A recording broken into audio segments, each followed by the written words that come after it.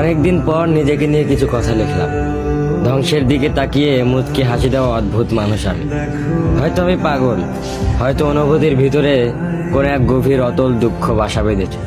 তবুও নিজেকে জোর করে হাসাতে শিখে গেছি। যেদিন ভেতরটা একবারে ভেঙে গিয়েছিল, সেদিনও বাইরে থেকে এক চিলতে হাসি মুখে নিয়ে সবার সামনে দাঁড়িয়েছিলাম। কষ্টগুলোকে আমি বন্ধু বানিয়েছি, একাকিত্বকে আপন করে নিয়েছি।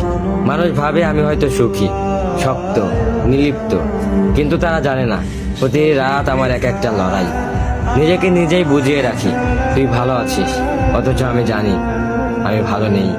ভেঙে যাচ্ছি প্রতিদিন একটু একটু করে, আর এই ধ্বংস হওয়াটাকে যেন ভালোবেসে ফেলেছি। আমি সেই মানুষ যে হার মানার আগে হাসে, কারণ জানি কান্না দেখিয়ে লাভ নেই। পৃথিবী শুধু শক্তদের মনে রাখে, দুর্বলদের নয়। তাই আমি অদ্ভুত, আমি অনুভূতির আগুনে পুড়ে যাওয়া নীরব যোদ্ধা।